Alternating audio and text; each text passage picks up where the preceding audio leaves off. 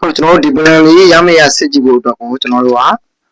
mind deck နဲ့ကျွန်တော်တို့ star 966 star 313 share ဆိုတာလေးကိုကျွန်တော်တို့ချက်ခေါ်ကြည့်ရမယ်ပေါ့နော်အဲ့ဒီလိုမျိုးခေါ်ကြည့်လိုက်ပြီးရင်သူက message လေးတွေပို့ပြီးရမယ့်ရဆိုတာကိုအဲ့တော့ကျွန်တော်တို့ဖုန်းထဲကိုဝင်ပြီးတော့ star 966 star 313 share ကိုကျွန်တော်တို့ဖုန်းထဲမှာရှိတဲ့ mind deck နဲ့ခေါ်လိုက်ပေါ့ဗျာအဲ့တော့ဒီလိုမျိုးကျွန်တော်တို့ message တွေကိုဝင်လိုက်တဲ့အခါမှာကျွန်တော်ဆိုတာ sin 1 sin 2နှစ်ကစစ်ထားတာပေါ့ဗျာကျွန်တော်အပေါ်က sin 1ကကြတော့မရတဲ့ကံမျိုးဖြစ်ပါတယ် you are not attached to the star for plan v313 ဆိုတော့ဒါဒီကက်ကဒီ v313 ဆိုတဲ့ plan ကိုဝယ်ဖို့အတွက်အကျုံးမဝင်တဲ့ကက်ဖြစ်တယ်လို့ပြောခြင်းဖြစ်ပါတယ်ကျွန်တော်မှာနောက်တစ်ကက်ဖြစ်တဲ့ sin 2ကတော့ဒါဝယ်လို့ရတယ်ပေါ့ဗျာလူချင်းကြီးလက်ကျန်ဝယ်ရခုဝန်ဆောင်မှုကိုရယူရင်မလုံလောက်ပါလို့ပြောတဲ့အတွက်ကြောင့်မလို့လက်ကျန်ဝယ်တာလုံလောက်မယ်ဆိုရင်ဒီ plan ကိုဝယ်လို့ရတယ်လို့ပြောခြင်းဖြစ်ပါတယ်အဲ့တော့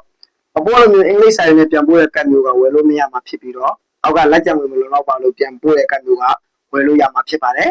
။အဲ့တော့ကျွန်တော်စင်းတို့ကိုပေးဖြစ်ပြီးဝယ်ပြမယ်။လက်ကြည့်ပြပါအောင်ဗျ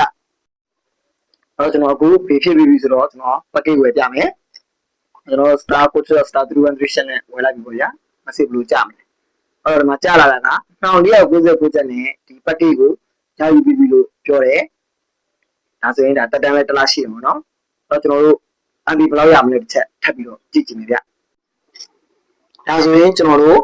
ပေ2500နဲ့ MB 3300ဝယ်လို့ရတယ်လို့ပြောချင်တာဖြစ်ပါတယ်။တော်တော်လေးတန်ပါတယ်။ဒါတဲ့လူတွေမဖြစ်မနေဝယ်သုံးကြပါ။ဒီဗီဒီယိုကမိတ်ဆွေတို့အတွက်အကျိုးရှိတယ်ဆိုရင်ထပ်ပြီးတော့မျှဝေလိုက်အောင်နော်။ဒီလိုအကြောင်းအရာလေးတွေကိုစိတ်ဝင်စားတယ်ဆိုရင်ကျွန်တော်အကောင့်လေးကို like and follow လုပ်ထားပေးပါ။